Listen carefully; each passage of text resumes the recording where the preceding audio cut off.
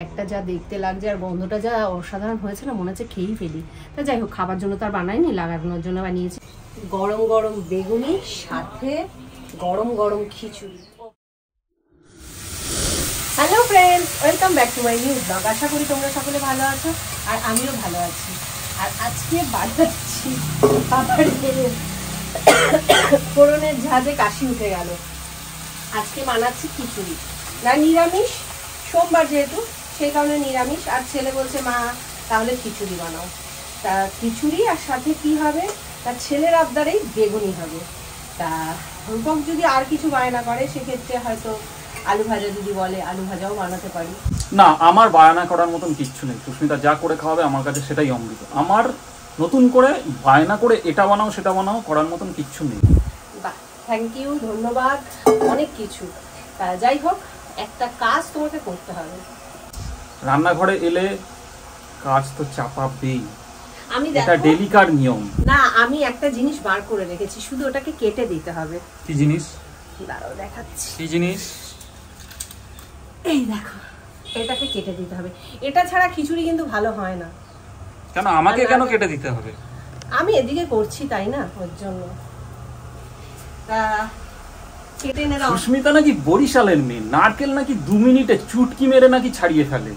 সেই তো আমার শরণাপন্ন হতে হলো, মানে ঢাকার ছেলের শরণাপন্ন হতে হলো। আমার হাতে প্রচুর কাজ রয়েছে, আমার এখন সময় নেই, তাই তোমার শরণাপন্ন হয়েছি। না হলে আমি কারোর শরণাপন্ন হই না, আমি কেটেই নিতে পারতাম। জো আজ্ঞে মহারানী। নাও যাও, গিয়ে কেটে নিয়ে আসো। ছাড়িয়ে দিচ্ছি, কারণ খিচুড়িতে নারকেল কুচি পড়লে খিচুড়ি যেন একটা আলাদা লেভেলে চলে যায়। কিন্তু মেঘলা ওয়েদার ছিল, মেঘলা হবে, আবার হবে, আকাশে মেঘ আছে, বৃষ্টি হবে। হালকা একটু রোদ্দুর উঠলে কি হবে, এক্ষুনি আবার আমি মেঘ দেখে আরো খিচুড়ি প্ল্যানিংটা করলাম। দেখো বৃষ্টি ঠিক হবে। তবে হ্যাঁ, সেই মানে গরমের ওয়েদারটা নেই, বেশ ঠান্ডা ঠান্ডাই রয়েছে। মানে খিচুড়িটা ওই ভেবেই আরো করলাম। নাহলে সকল বন্ধু হয়তো ভাববে যে এই গরমে সুস্মিতা কি পাগল হয়ে গেল, খিচুড়ি বানাচ্ছে। ঠিক আছে, চলো আমি নারকেল ছাড়িয়ে দিচ্ছি। হ্যাঁ, যাও, টাটা টাটা। আর এদিকে আমার কথা মতন রূপক বাবু নারকেল কাটিতে আসিয়া পড়িয়াছে। ঢাকার পোলা কিভাবে নারকেল কাটিতেছে,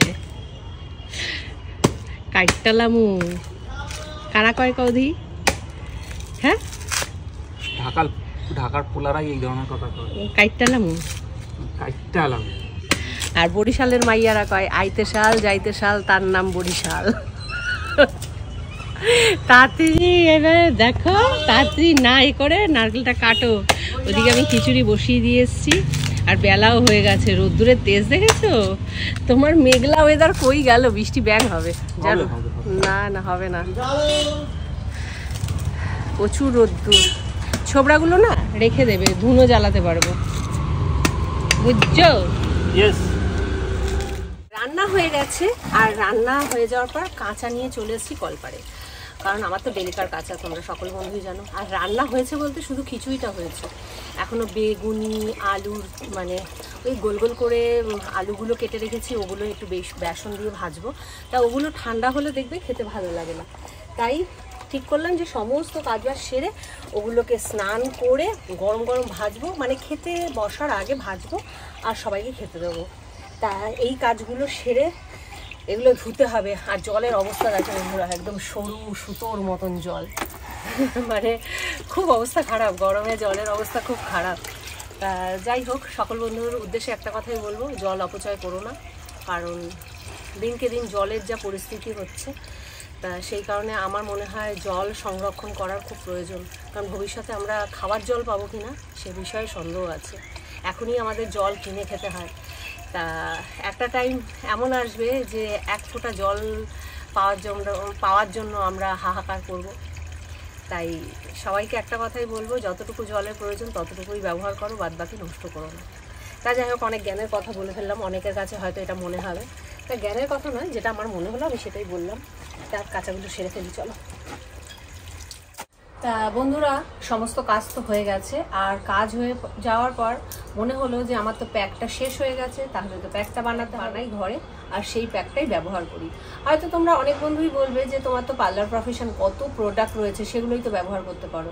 হ্যাঁ, সেগুলো তো ব্যবহার করি, কিন্তু তারপরেও আমি এই ঘরোয়া টোটকার ওপর বেশি বিশ্বাস করি বা বেশি ভরসা রাখি।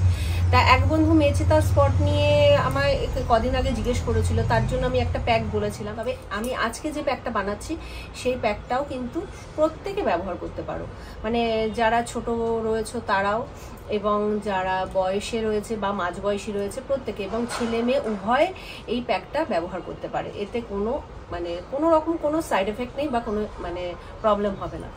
এমনকি ট্যান, এই গরমকালে ট্যান পড়ে যায় আমাদের স্কিনে, আর ট্যানটা রিমুভ করবার জন্য এই প্যাকটা খুব কাজে লাগে। ইয়াং এবং স্কিনটা গ্লোয়িং এবং ট্যান রিমুভ একটা স্কিন যদি চাও, সেটাতেও এই প্যাকটা কাজ করবে। মানে আমি বলবো এই একটা প্যাকে অনেক রকমের কাজ রয়েছে। তা প্যাকটা আমি কি দিয়ে বানাবো, সেটা হচ্ছে, এখানে আমি নারকেল তেল নিয়েছি, নারকেল তেল, অ্যালোভেরা জেল, তারপর মধু রয়েছে, সাথে বেসন রয়েছে, গ্লিসারিন রয়েছে, অর্ধেক পাতি লেবু রয়েছে, আর কফি রয়েছে, আর সাথে দেব একটু টক দই। তা এটা আমার কেনা দই, ঘরে পাতা দই এরকমটা নয়, কেনা দই। এই সবকটা উপকরণ দিয়ে আমি একটা প্যাক রেডি করব। তা কতটা কি নিতে হবে সেটাও একটা ব্যাপার। তা যাই হোক, আমি তাহলে বানিয়েই তোমাদের দেখাই। তা প্রথমে আমি যেটা নেব সেটা হচ্ছে বেসন। আর এই প্যাকটা কিন্তু আমি এক সপ্তাহের জন্য রেডি করে রেখে দেবো। রোজ এত কিছু নিয়ে রেডি করবার মতন সত্যি কথা সময় কারো হাতেই থাকে না। তা সেক্ষেত্রে আমি প্রত্যেক বন্ধুকেই একটা কথাই বলবো যে বেশি করে বানিয়ে রাখো, এক সপ্তাহের মতন বানিয়ে রাখো, আর একটু বার করো আর লাগাও। তা আমি 2 চামচ বেসন নিচ্ছি। আমার সারা সপ্তাহের জন্য 2 চামচ বেসনই যথেষ্ট, কারণ শুধু মুখে আর গলাতেই লাগাই। এবার কেউ যদি মনে করো হাতে আরও অন্যান্য জায়গায় লাগাবে, তা সেক্ষেত্রে বেসনের পরিমাণটা একটু বাড়িয়ে দিতে পারো। তা যাই হোক, আমার কফিটা না হাওয়া লেগে একটু শক্ত হয়ে গেছে। তা যাই হোক, আমি 1/2 চামচের মতন কফি দিয়ে নিচ্ছি। কফির কালারটাও একটু হাওয়া লেগে কেমন হয়ে গেছে, যদিও নষ্ট হয়নি, হাওয়া লাগলে যা হয় আর কি। 1/2 চামচের মতন কফি নিয়ে নিলাম, 1/2 চামচের মতন মধু দেব,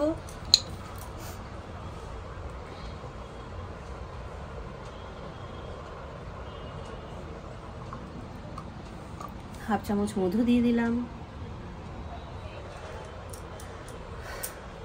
এবার দেব সেটা হচ্ছে অ্যালোভেরা জেল।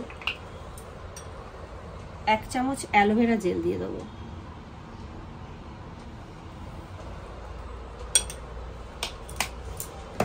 সাত থেকে 8 ড্রপ গ্লিসারিন দেব। গ্লিসারিনটাও কিন্তু আমাদের স্কিনের জন্য খুব দরকার বা খুব উপকারী। 2, 3, 4, 5, 6, 7, 8 ব্যাস দিয়ে দিলাম। এবার দেব নারকেল তেল।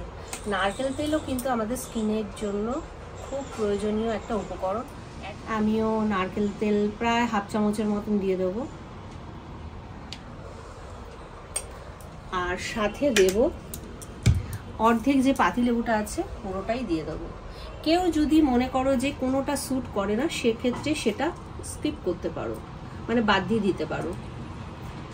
যদি মনে হয় যে লেবুটা আমার স্যুট করে না, সেক্ষেত্রে লেবুটা বাদ দিয়ে দিতে পারো। কারো যদি মনে হয় যে আমার অ্যালোভেরা জেলটা স্যুট করছে না, সেক্ষেত্রে আমি অ্যালোভেরা জেলটা বাদ দিয়ে বাকি উপকরণগুলো দিয়ে তোমরা প্যাকটাকে আমি যে কটা উপকরণ দিয়েছি, প্রত্যেকটা উপকরণই আমার স্কিনের জন্য খুব ভালো স্যুট করে, তাই আমি প্রত্যেকটা এই দিচ্ছি। আর সাথে তোমরা ভিটামিন ই ক্যাপসুলও কিন্তু দিতে পারো। আর দিয়ে দিচ্ছি 1 চামচ টক দই, আর একটু দিয়ে দিই, তাতে প্যাকটা আমার পেস্ট করতে সুবিধা হবে, প্রায় ওই 1.5 চামচের মতো।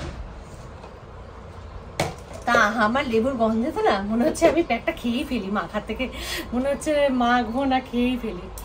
তা এইবার আমি খুব ভালো করে মিক্স করব। মিক্স করে তারপর মুখটাকে ভালো করে আমি ক্লিনজিং করব। ক্লিনজিং করে প্যাকটা মুখে লাগাবো, লাগিয়ে আমি 20 মিনিট রেখে দেবো। 20 মিনিট রাখার পর কি করব না, ঠান্ডা জল দিয়ে মুখটাকে ধুয়ে নেব। তা সত্যি বলছি বন্ধুরা, দারুণ উপকারী একটা প্যাক।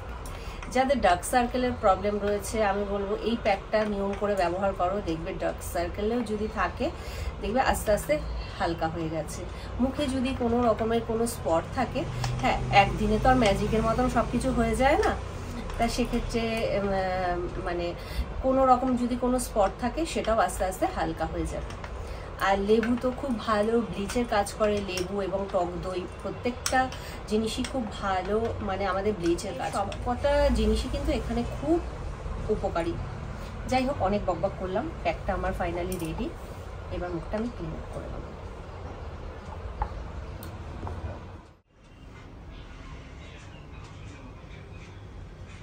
ভূতনি লাগছে তাই তো?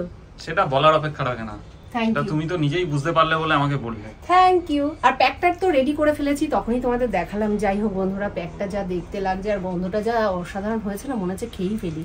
তা যাই হোক, খাবার জন্য তো আর বানাইনি, লাগানোর জন্য বানিয়েছি। তার আগে ভালো করে ক্লিন আপ করে নিয়েছি, ক্লিন আপ করে প্যাকটা লাগিয়ে নিয়েছি।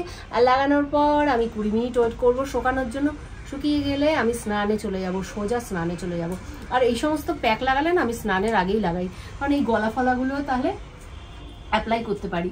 আর এই সমস্ত অ্যাপ্লাই করার পর না মানে গাটা ভালো করে না ধুলে কীরকম একটা অস্বস্তি হয়, সেই কারণে স্নানের আগেই করি। তা চলো 20 মিনিট ওয়েট করার পর প্যাকটা ধুয়ে তো চলে এসেছি। আর এই ফাইনাল রেজাল্ট দেখতেই পাচ্ছ। সানস্ক্রিন লাগিয়েছি, ময়েশ্চারাইজার লাগিয়েছি, টোনার লাগিয়েছি। মানে প্রথমে টোনার লাগিয়েছি, তারপর ময়েশ্চারাইজার লাগিয়েছি, তারপর সানস্ক্রিন লাগিয়েছি। আর এখন বেগুনি ভাজবো বলে চলে এসেছি রান্নাঘরে।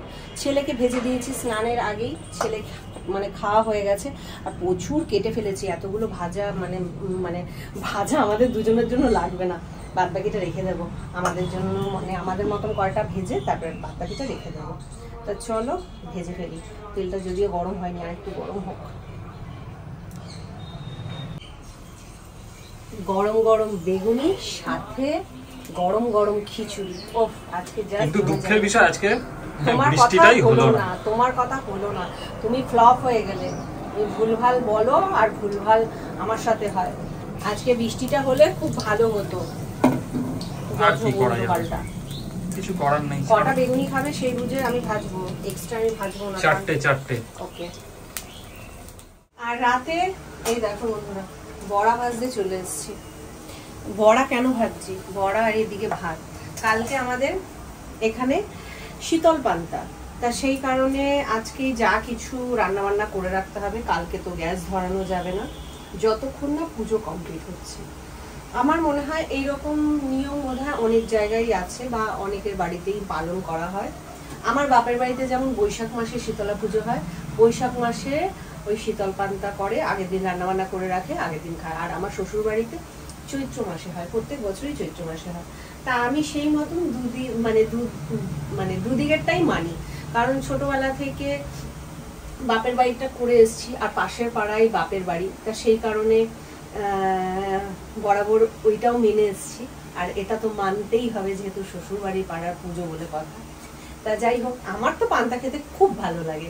কার কার পান্তা খেতে ভালো লাগে বড়া দিয়ে আর লঙ্কা ভাজা দিয়ে, আমাকে কিন্তু কমেন্টে অবশ্যই জানাবে। তা যাই হোক বন্ধুরা, আজকের ব্লগটা তো অনেক বড় হয়ে গেল, তাই আজকের ব্লগটা এখানেই শেষ করছি। দেখা হচ্ছে কালকে নতুন একটা ব্লগের সাথে। টাটা, শুভরাত্রি।